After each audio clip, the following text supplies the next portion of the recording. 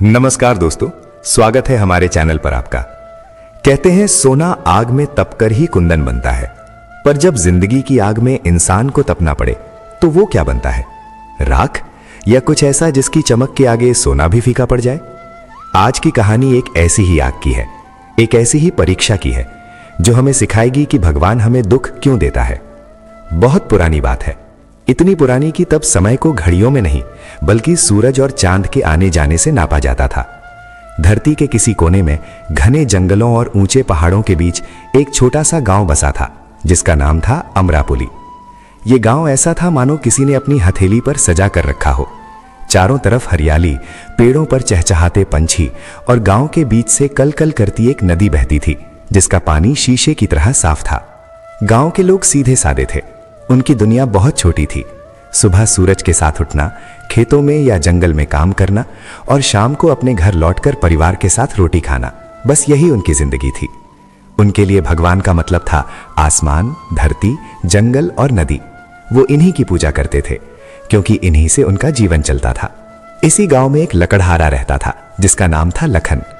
लखन कोई साधारण लकड़हारा नहीं था, उसका जंगल से एक अजीब रिश्ता था। वो पेड़ों को काटने से पहले उनसे हाथ जोड़कर माफी मांगता था। वो हमेशा सूखे और बूढ़े पेड़ों को ही काटता था ताकि जंगल को कोई नुकसान न पहुंचे। उसकी कुल्हाड़ी की धार जितनी तेज थी, उसका दिल उतना ही नरम था। गांव के लोग कहते थे कि लखन पेड़ों की भाषा समझता है। उसके चेहरे पर हमेशा एक सुकून और संतोष की मुस्कान रहती थी, ऐसी मुस्कान जो अमीरों के महलों में भी ढूंढने से नहीं मिलती। उसका घर छोटा सा था, मिट्टी की दीवारों और फूस की छत वाला, लेकिन उस घर में प्यार और शांति की कोई कमी नहीं थी। उसकी पत्नी का नाम राधा था। राधा का स्वभाव भी उसके नाम जैसा ही था, शांत और पवित्र। वो लखन की परछाई थी। जब लखन जंगल से लकड़ियां लेकर लौटता तो राधा दरवाजे पर पानी का लोटा लिए खड़ी मिलती। दोनों की आंखों में एक दूसरे के लिए सम्मान और गहरा प्रेम था। उनका एक छोटा सा बेटा भी था, 5 साल का, जिसका नाम उन्होंने कान्हा रखा था। कान्हा की हंसी उस छोटे से आंगन में ऐसे गूंजती थी जैसे किसी मंदिर में घंटियां बज रही हों। लखन की दुनिया बस इन 3 लोगों में सिमटी हुई थी। लखन का विश्वास गांव के बाकी लोगों से कुछ ज्यादा ही गहरा था। वो जंगल के देवता वनदेव को बहुत मानता था। हर सुबह जंगल में जाने से पहले वो जंगल के मुहाने पर बने एक पुराने बरगद के पेड़ के नीचे सिर झुकाता। उस पेड़ के नीचे किसी ने पत्थर का एक छोटा सा चबूतरा बना दिया था और वही वनदेव का स्थान था। लखन मानता था कि उसकी हर सांस, उसकी कुल्हाड़ी का हर वार और उसके घर में जलने वाला हर चूल्हा सब वनदेव की कृपा से ही है। उसका विश्वास उस पुराने बरगद के पेड़ जैसा था जिसकी जड़ें धरती में बहुत गहरी थीं, जिन्हें कोई तूफान हिला नहीं सकता था। वो अक्सर अपनी पत्नी राधा से कहता, जब तक वनदेव की कृपा है हमें किसी बात की चिंता नहीं, वो हमारे पिता हैं और कोई पिता अपने बच्चों को भूखा नहीं सोने देता। राधा भी उसकी बातों में सिर हिला देती। उसकी आंखों में भी अपने पति के विश्वास के लिए पूरा सम्मान था। उनकी जिंदगी एक शांत नदी की तरह बह रही थी। हर दिन एक जैसा था, पर हर दिन में एक नया सुकून था। सुबह उठकर कान्हा को प्यार करना, राधा के हाथ की बनी रोटी खाकर जंगल जाना, दिन भर मेहनत करना और शाम को अपने परिवार के पास लौट आना। रात में जब कान्हा उनकी गोद में सो जाता तो वो और राधा बाहर आंगन में बैठकर आसमान के तारों को देखते और अपने आने वाले कल के छोटे छोटे सपने बुनते। उन्हें ज्यादा कुछ नहीं चाहिए था, बस इतनी ही इच्छा थी कि उनका परिवार हमेशा साथ रहे, स्वस्थ रहे और 2 वक्त की रोटी मिलती रहे। उन्हें लगता था कि भाग्य ने उन्हें सब कुछ दिया है और वो इसके लिए वनदेव के हमेशा आभारी रहते थे। पर शायद वो नहीं जानते थे कि भाग्य जब करवट लेता है तो शायद नदियां भी तूफान का रूप ले लेती हैं और गहरे विश्वास की जड़ें भी हिलने लगती हैं। फिर एक दिन कुछ ऐसा हुआ जिसकी किसी ने कल्पना भी नहीं की थी। उस सुबह भी लखन हमेशा की तरह अपनी कुल्हाड़ी कंधे पर रखकर जंगल की ओर निकला। उसने वनदेव के स्थान पर सिर झुकाया और जंगल में दाखिल हुआ। लेकिन आज जंगल कुछ बदला बदला सा लग रहा था। हवा में एक अजीब सी खामोशी थी। पंछियों का रोज का शोर आज सुनाई नहीं दे रहा था। लखन ने इस बात पर ज्यादा ध्यान नहीं दिया और अपने काम में लग गया। उसने एक सूखा पेड़ चुना और अपनी कुल्हाड़ी उठाई। लेकिन जैसे ही उसने पहला वार किया, कुल्हाड़ी पेड़ से टकराकर ऐसे उछली जैसे किसी पत्थर से टकराई हो। लखन को बड़ा आश्चर्य हुआ। उसने फिर से वार किया, इस बार और जोर से, लेकिन नतीजा वही रहा। पेड़ की छाल पर एक खरोच तक नहीं आई। लकड़ी पत्थर की तरह सख्त हो गई थी। लखन ने सोचा शायद इस पेड़ में कोई बात होगी। वो दूसरे पेड़ के पास गया, फिर तीसरे, फिर चौथे, लेकिन हर पेड़ का यही हाल था। सूखी लकड़ियां भी पत्थर बन चुकी थी। उसकी मजबूत कुल्हाड़ी जो मोटे मोटे तनों को भी आसानी से चीर देती थी, आज बेबस हो गई थी। सूरज सिर पर चढ़ाया था, पसीना उसके माथे से बहकर आंखों में जा रहा था, लेकिन उसकी गठरी में एक भी लकड़ी नहीं थी। ऐसा उसके जीवन में पहली बार हुआ था। वो थक हार कर एक पेड़ के नीचे बैठ गया। उसे समझ नहीं आ रहा था कि ये क्या हो रहा है। जंगल तो वही था, पेड़ भी वही थे, उसकी कुल्हाड़ी भी वही थी, फिर ऐसा क्यों हो रहा है? उसके मन में पहली बार एक अनजाना सा डर बैठ गया। शाम को जब वो खाली हाथ घर लौटा तो राधा दरवाजे पर ही उसे देखकर सब समझ गई। उसने कुछ नहीं पूछा, बस चुपचाप पानी का लोटा आगे बढ़ा दिया। उस रात घर में चूल्हा तो जला, लेकिन लखन के मन में चिंता की आग भी जल उठी थी। अगले दिन लखन और भी सुबह जंगल गया। उसने सोचा शायद कल का दिन ही खराब था, आज सब ठीक हो जाएगा। उसने वनदेव से पहले से भी ज्यादा देर तक प्रार्थना की, हे देव, मुझसे कोई भूल हो गई हो तो क्षमा करना, पर मेरा परिवार भूखा रह जाएगा, अपनी कृपा बनाए रखना। ये कहकर वो जंगल में गया, लेकिन आज भी हालात वैसे ही थे। पेड़ पत्थर की तरह सख्त थे। उसने अपनी पूरी ताकत लगा दी। उसका शरीर पसीने से तरबतर हो गया, हाथों में छाले पड़ गए, लेकिन वो एक भी लकड़ी नहीं काट पाया। दिन हफ्तों में बदलने लगे और हफ्ते महीनों में। लखन रोज सुबह एक नई उम्मीद लेकर जंगल जाता और शाम को उसी निराशा के साथ खाली हाथ लौट आता। गांव के दूसरे लकड़हारों का भी यही हाल था। जंगल ने जैसे अपनी लकड़ियां देने से इनकार कर दिया था। अब लखन के घर में फांके पड़ने लगे। जो थोड़ी बहुत जमा पूंजी थी वो खत्म हो चुकी थी। राधा घर में जो भी रूखा सूखा होता उसे बनाकर पहले कान्हा को खिलाती, फिर लखन को देती, और अगर कुछ बचता तो खुद खाती, नहीं तो पानी पीकर सो जाती। लखन अपनी आंखों के सामने अपने परिवार को यूं तिल तिल कर घुटते देख रहा था, और ये पीड़ा उसे कुल्हाड़ी के घाव से भी ज्यादा दर्द देती थी। कान्हा पहले की तरह हंसता खेलता नहीं था। भूख ने उसकी आंखों की चमक छीन ली थी। वो अक्सर अपनी माँ से पूछता, माँ, आज पिताजी लकड़ी क्यों नहीं लाए?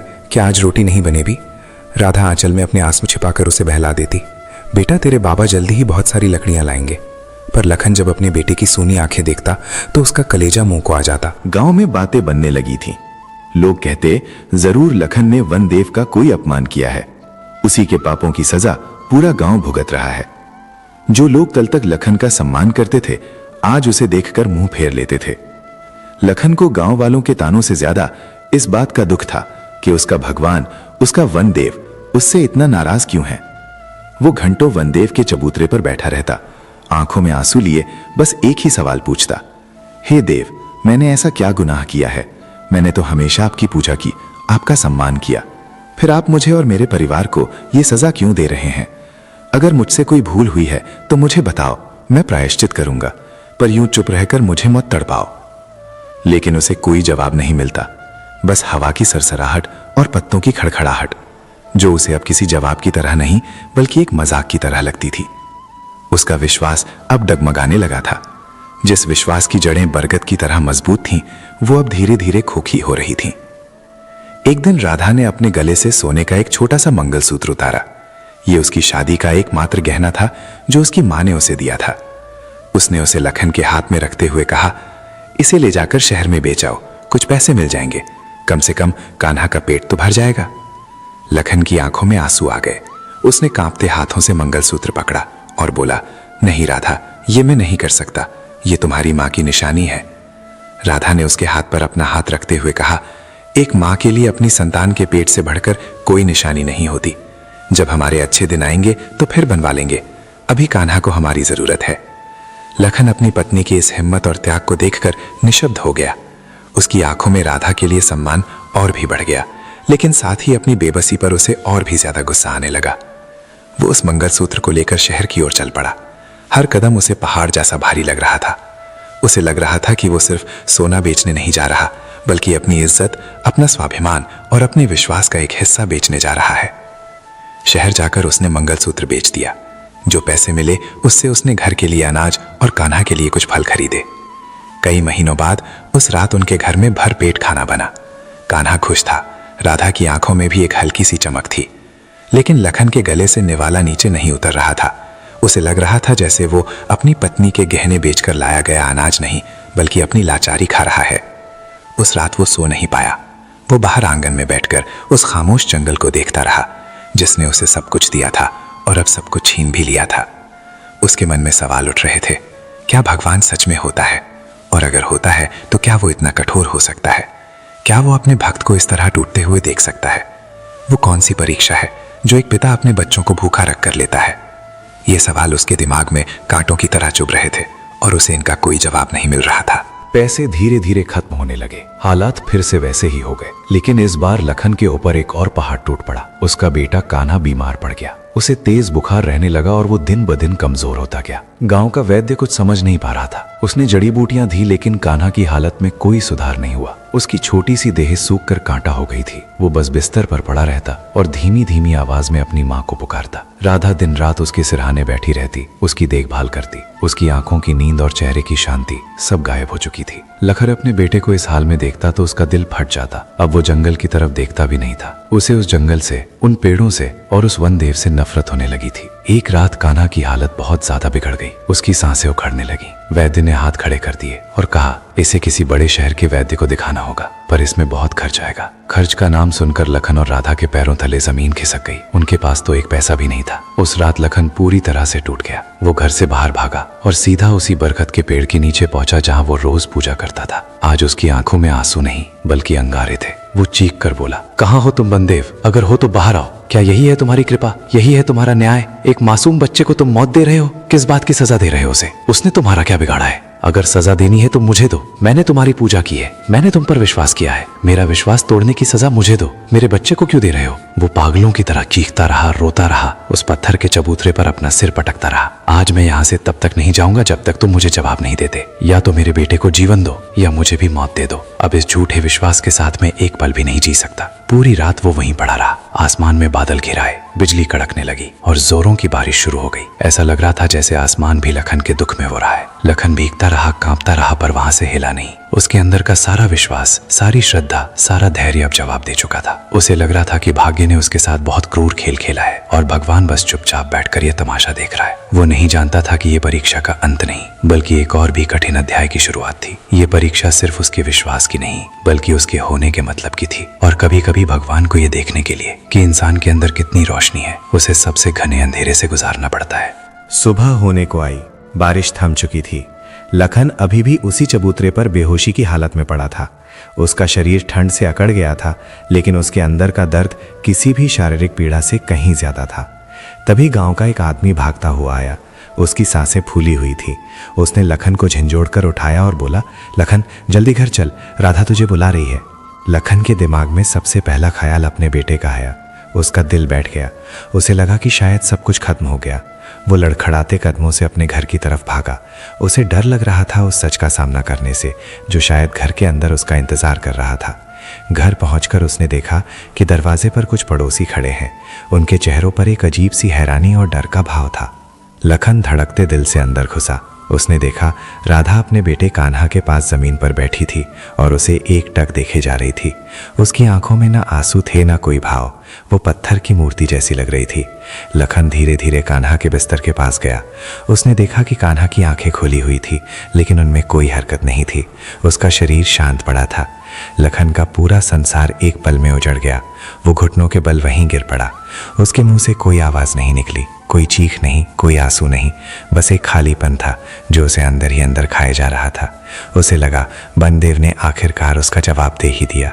उन्होंने उसकी पूजा का, उसकी आस्था का और उसकी चुनौती का ये सिला दिया था। गांव के लोग इकट्ठे हो गए। सबने मिलकर अंतिम संस्कार की तैयारी की। लखन एक मूर्ति की तरह सब कुछ देखता रहा। उसे कुछ भी महसूस नहीं हो रहा था। उसका दिमाग सुन्न हो चुका था। जब लोग कान्हा के छोटे से शरीर को लेकर जाने लगे तो राधा पहली बार बोली। उसकी आवाज में कोई दर्द नहीं, कोई भावना नहीं थी, बस एक अजीब सी शांति थी। उसने कहा, इसे नदी के किनारे मत ले जाओ, इसे जंगल में उसी बरगद के पेड़ के नीचे ले चलो जहाँ इसके पिता रोज पूजा करते थे। मैं चाहती हूँ कि वनदेव अपनी आंखों से देखें कि उन्होंने हमें क्या दिया है। उसकी बात सुनकर सब काम गए। ये एक भक्त का भगवान को दिया गया सबसे बड़ा उलाहना था।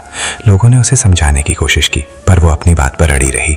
मजबूर होकर लोग कान्हा को उसी बरगद के पेड़ के पास ले गए।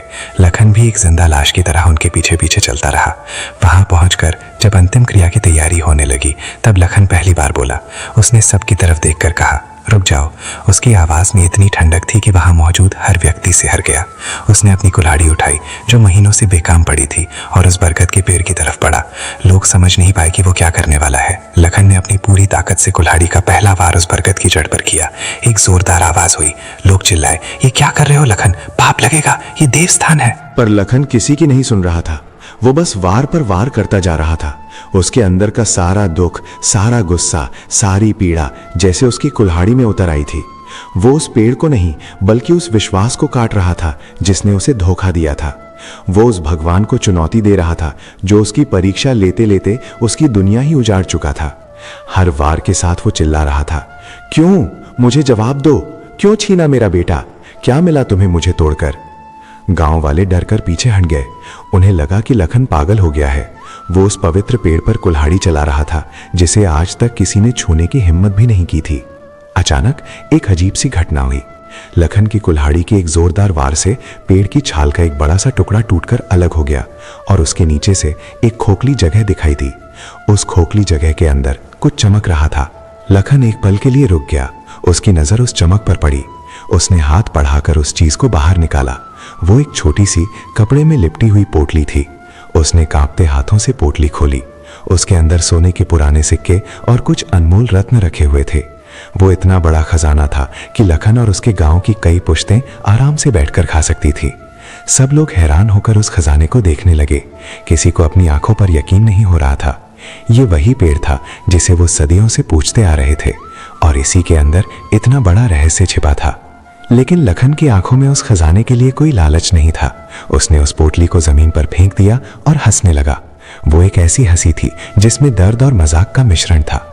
वो आसमान की तरफ देखकर बोला, तो ये था तुम्हारा खेल वनदेव। पहले मुझे भूखा रखा, मेरे बेटे को छीन लिया और जब मैं पूरी तरह बर्बाद हो गया तब मुझे ये दौलत दिखा रहे हो। किस काम की है ये दौलत मेरे लिए? क्या ये मेरे बेटे को वापस ला सकती है? क्या ये राधा की सोनी गोद को भर सकती है? नहीं, ये दौलत नहीं, ये मेरा अपमान है, ये मेरे दुख का मजाक है। वो फिर से कुल्हाड़ी उठाकर पेड़ पर वार करने ही वाला था कि तभी एक आवाज गूंजी। वो आवाज किसी इंसान की नहीं थी। वो हवा में, पत्तों में, हर जगह से आ रही थी। एक शांत, गहरी और ठहराव भरी आवाज। रुको लखन। वहां मौजूद हर व्यक्ति उस आवाज को सुनकर जम गया। लखन के हाथ भी हवा में ही रुक गए। उसने चारों तरफ देखा पर कोई दिखाई नहीं दिया। वो आवाज फिर से आई, तुम जिसे काट रहे हो वो सिर्फ एक पेड़ नहीं है लखन, वो एक प्रतीक है, एक विश्वास है। और तुम जिसे परीक्षा समझ रहे हो वो परीक्षा नहीं, एक यात्रा थी। लखन ने कांपती आवाज में पूछा, कौन हो तुम? आवाज ने जवाब दिया, मैं वही हूं जिसे तुम वनदेव कहते हो। मैं इस जंगल की आत्मा हूं, इस प्रकृति का अंश हूं। लखन के अंदर का सारा गुस्सा फिर से भड़क उठा। वो चीखा, तो तुम हो? कहां थे तुम जब मेरा बेटा मर रहा था? कहां थे तुम जब हम भूखे सो रहे थे? क्यों किया तुमने ये सब मेरे साथ?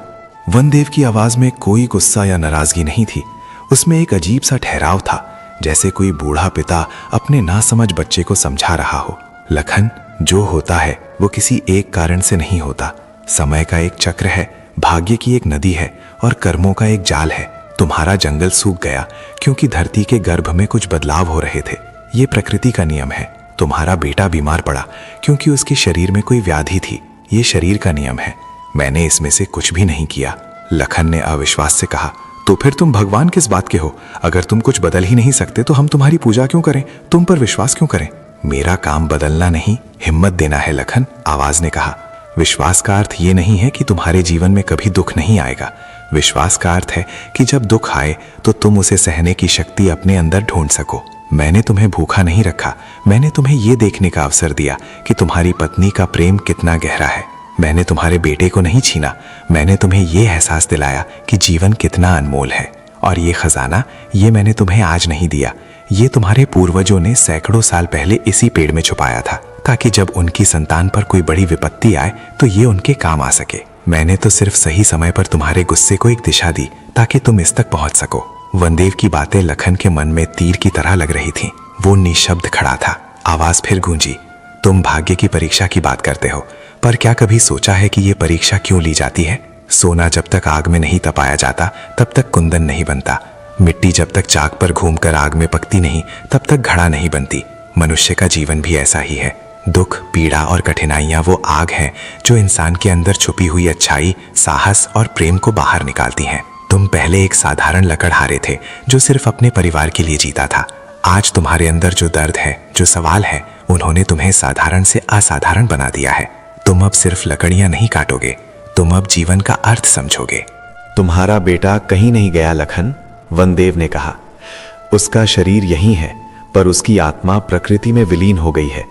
वो अब इस हवा में है, इस मिट्टी में है, इन पत्तों में है। जब भी तुम किसी बच्चे को हंसते देखोगे तो उसमें अपने कान्हा की झलक पाओगे।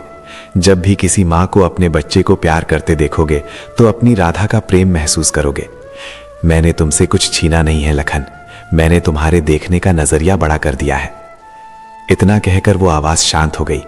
जंगल में फिर से वही खामोशी छा गई, लेकिन इस खामोशी में अब कोई डर नहीं था, बल्कि एक गहरी शांति थी। लखन के हाथ से कुल्हाड़ी छूटकर जमीन पर गिर गई। वो वहीं जमीन पर बैठ गया। उसके आंसू बह रहे थे, लेकिन आज इन आंसुओं में गुस्सा या शिकायत नहीं थी। इनमें समझ थी, स्वीकृति थी। उसे आज पहली बार समझ आया था कि भगवान परीक्षा क्यों लेता है। वो हमें तोड़ने के लिए नहीं, बल्कि हमें बनाने के लिए परीक्षा लेता है। वो हमें दुख देने के लिए नहीं, बल्कि हमें दुख से परे देखना सिखाने के लिए कठिनाइयां भेजता है। उसने उस खजाने की पोटली उठाई। वो राधा के पास गया, जो अब भी पत्थर की मूर्ति बनी बैठी थी। लखन ने उसके कंधे पर हाथ रखा। राधा ने धीरे से अपनी आंखें उठाई। लखन ने कुछ नहीं कहा, बस उसकी आंखों में देखा, और राधा भी जैसे सब कुछ समझ गई। दोनों की आंखों से आंसू बहने लगे और उन आंसुओं ने उनके सारे घाव धो दिए। उस दिन के बाद लखन बदल गया। उसने अपने बेटे का अंतिम संस्कार उसी बरगद के पेड़ के नीचे किया। उसने उस खजाने का इस्तेमाल पूरे गांव की भलाई के लिए किया। गांव में एक पाठशाला बनवाई, एक कुआं खुदवाया और हर जरूरतमंद की मदद की। वो अब लकड़ियां नहीं काटता था, वो अब जंगल की देखभाल करता था। वो लोगों को सिखाता था कि प्रकृति का सम्मान कैसे किया जाए, जीवन के दुख को कैसे स्वीकार किया जाए और विश्वास का असली मतलब क्या होता है। उसका अपना दुख बहुत बड़ा था, लेकिन अब उसने उस दुख को अपनी ताकत बना लिया था।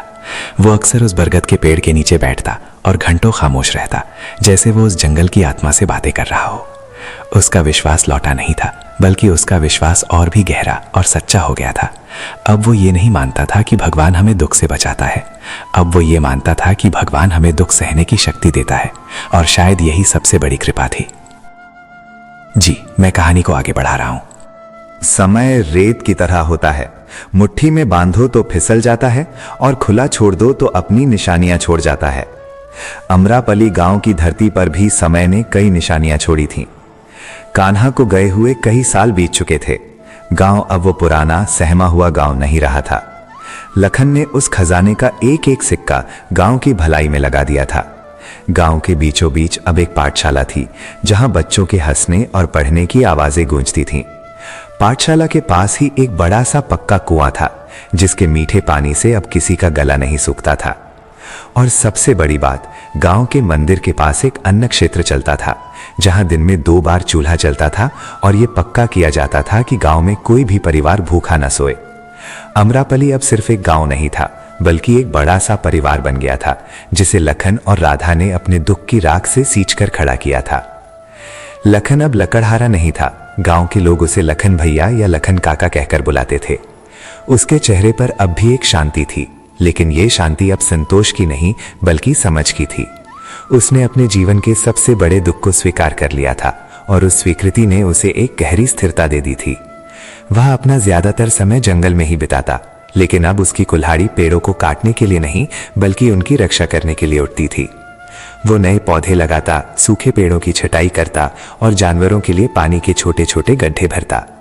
जंगल और उसके बीच का रिश्ता अब जरूरत का नहीं, बल्कि प्रेम का हो गया था। वो अक्सर उसी बरगद के पेड़ के नीचे जाकर बैठ जाता। वो कोई पूजा नहीं करता, कोई प्रार्थना नहीं करता, बस खामोशी से बैठा रहता, जैसे 2 पुराने दोस्त बिना कुछ कहे ही एक दूसरे का हालचाल ले रहे हों। राधा भी बदल गई थी। उसके चेहरे की हंसी तो जैसे कान्हा के साथ ही चली गई थी, लेकिन उसकी जगह एक ममतामयी करुणा ने ले ली थी। उसने गांव की पाठशाला की पूरी जिम्मेदारी अपने ऊपर ले ली थी। वो गांव के हर बच्चे में अपने कान्हा को देखती थी। जब कोई बच्चा रोता तो उसे चुप कराती, जब कोई भूखा होता तो अपने हाथ से खिलाती। उसकी सूनी गोद अब पूरे गांव के बच्चों से भर गई थी। लखन और राधा एक दूसरे से ज्यादा बातें नहीं करते थे। उनके बीच का दुख इतना गहरा था कि उसे शब्दों में बयां नहीं किया जा सकता था। पर उनके बीच एक खामोश समझ थी। वो एक दूसरे की आंखों में देखकर ही एक दूसरे का दर्द और हिम्मत पढ़ लेते थे। उनका रिश्ता अब सिर्फ पति पत्नी का नहीं, बल्कि दो ऐसे हमसफरों का था जो एक ही तूफान से गुजरकर किनारे लगे थे। गांव में सब कुछ ठीक चल रहा था। लोगों को लगता था कि उनके बुरे दिन हमेशा के लिए चले गए। उन्हें लगता था कि वनदेव ने उनकी सुन ली है और अब उनकी जिंदगी में सिर्फ सुख ही सुख होगा। पर भाग्य की किताब में कुछ और ही लिखा था। नियति की परीक्षाएं कभी एक अध्याय में खत्म नहीं होती। एक परीक्षा खत्म होती है तो दूसरी उससे भी कठिन परीक्षा दरवाजे पर दस्तक देने लगती है। एक दिन सुबह सुबह गांव में कुछ अजनबी लोग आए। वो घोड़ों पर सवार थे। उनके कपड़े शहर के अमीर लोगों जैसे थे और उनकी कमर पर तलवारें लटक रही थीं। उनके चेहरे पर एक अजीब सी अकड़ थी जो गांव वालों ने पहले कभी नहीं देखी थी। वो सीधे गांव के मुखिया के पास गए और बताया कि वो पास के बड़े राज्य विजयगढ़ के राजा के सैनिक हैं और उनके साथ राजा के खास मंत्री चंद्रभान जी आए हैं। राजा का नाम सुनकर गांव में एक हलचल सी मच गई। उन्होंने कभी किसी राजा या मंत्री को अपने गांव में नहीं देखा था। मंत्री चंद्रभान घोड़े से उतरा। वो अधेड़ उम्र का व्यक्ति था। उसकी आंखें तेज थीं और उसके चेहरे पर एक चालाक मुस्कान थी। उसने गांव पर एक सरसरी नजर डाली और मुखिया से पूछा, हमने सुना है कि ये छोटा सा गांव बहुत खुशहाल है। यहाँ न कोई गरीब है न कोई भूखा। इस चमत्कार का क्या राज है? मुखिया ने डरते डरते लखन की सारी कहानी उसे सुना दी। कैसे जंगल सूख गया था, कैसे लखन का बेटा मर गया था और कैसे वनदेव ने प्रसन्न होकर उन्हें एक छिपा हुआ खजाना दिया था। सारी कहानी सुनकर चंद्रभान के चेहरे पर वही चालाक मुस्कान और भी गहरी हो गई। उसने कहा, बड़ी दिलचस्प कहानी है। हम भी उस महान व्यक्ति लखन से मिलना चाहेंगे जिस पर देवों की इतनी कृपा हुई। लखन को बुलाया गया। वो हमेशा की तरह अपने साधारण कपड़ों में आया। उसके चेहरे पर न कोई डर था न कोई घबराहट। उसने मंत्री को हाथ जोड़कर प्रणाम किया। चंद्रभान ने उसे ऊपर से नीचे तक देखा और मन ही मन सोचा, ये है वो आदमी, लगता तो एक आम किसान जैसा है। चंद्रभान ने बड़ी मीठी आवाज में कहा, लखन, तुम्हारी कहानी सुनकर मन प्रसन्न हो गया। तुम सच में भाग्यशाली हो। हमारे महाराज भी तुम्हारे बारे में सुनकर बहुत प्रभावित हुए हैं। उन्होंने तुम्हारे और इस गांव के लिए एक संदेश भेजा है। लखन ने चुपचाप उसकी तरफ देखा। मंत्री ने आगे कहा, महाराज चाहते हैं कि तुम्हारा गांव उनके राज्य का हिस्सा बन जाए। वो यहाँ पक्की सड़कें बनवाएंगे, बड़े बड़े घर बनवाएंगे और तुम लोगों को हर तरह की सुविधा देंगे। तुम्हें अब इस जंगल पर निर्भर रहने की जरूरत नहीं पड़ेगी और बदले में महाराज बस ये चाहते हैं कि वो खजाना जो वनदेव ने तुम्हें दिया है उसे राजकोष में जमा करा दिया जाए। आखिरकार एक राज्य की संपत्ति पर राजा का ही अधिकार होता है। मंत्री की बात सुनकर वहां खड़े सभी गांव वाले सन रह गए। लखन का चेहरा शांत ही रहा। उसने बड़ी नम्रता से जवाब दिया, मंत्री जी, आपका और महाराज का बहुत बहुत धन्यवाद कि आपने हमारे जैसे छोटे से गांव के बारे में सोचा।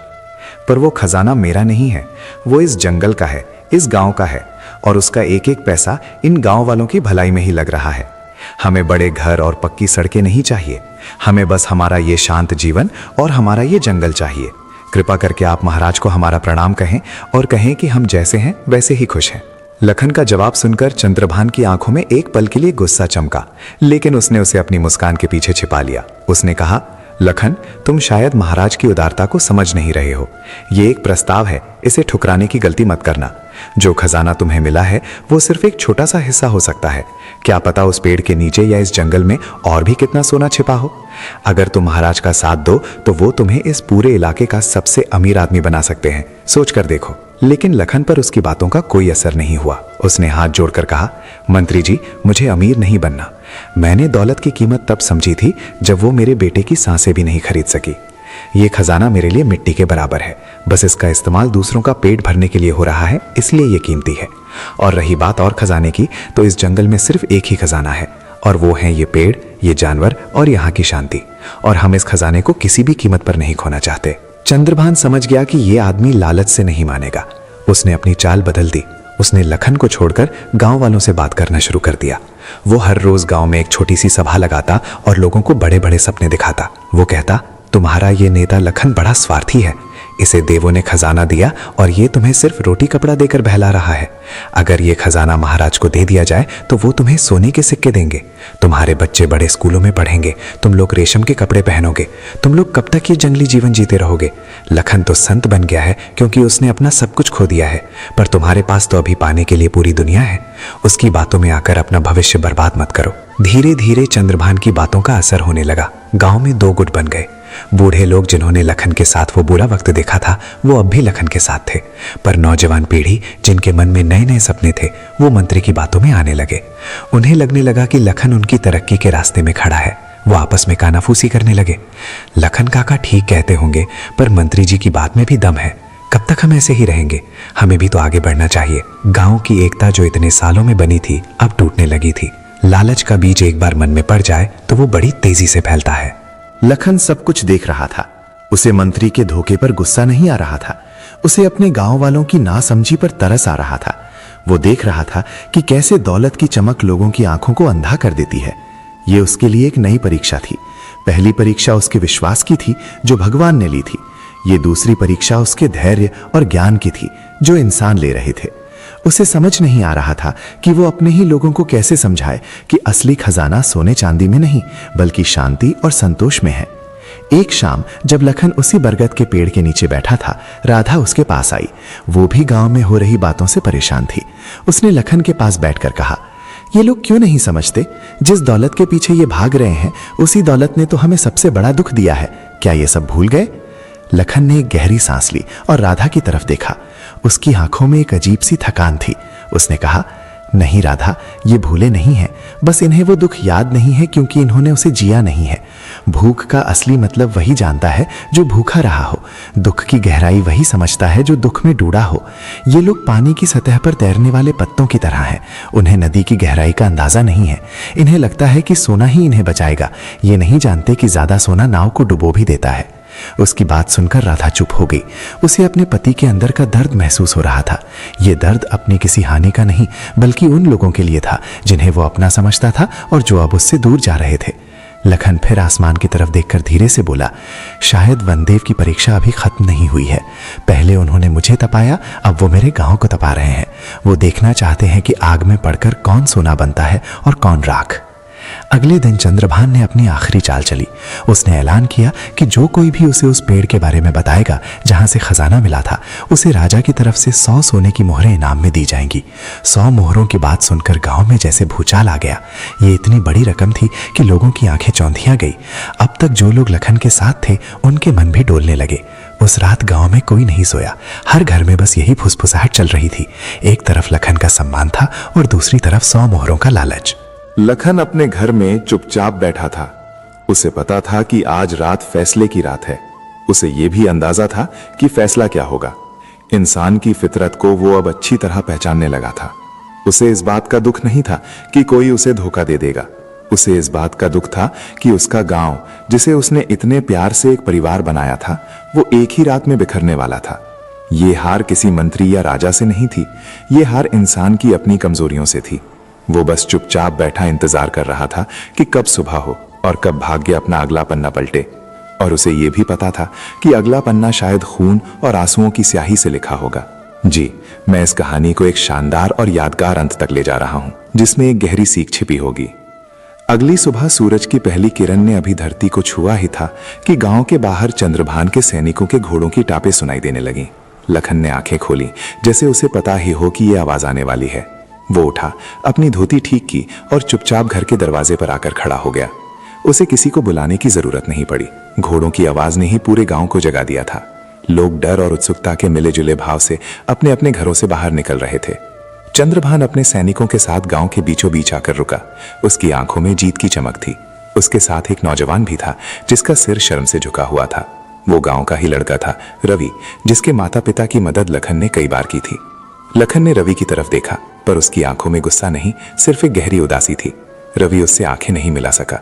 चंद्रभान घोड़े से उतरकर लखन के सामने आया और एक विजयी मुस्कान के साथ बोला, तो लखन, तुम्हारे गांव के एक समझदार नौजवान ने सही फैसला ले लिया है। अब हमें उस देव वृक्ष तक ले चलो और चिंता मत करो, महाराज तुम्हारे गांव का पूरा ध्यान रखेंगे।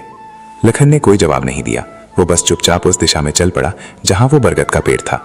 उसके पीछे पीछे चंद्रभान, उसके सैनिक और लगभग पूरा गांव चल रहा था। लोगों के चेहरों पर अलग अलग भाव थे।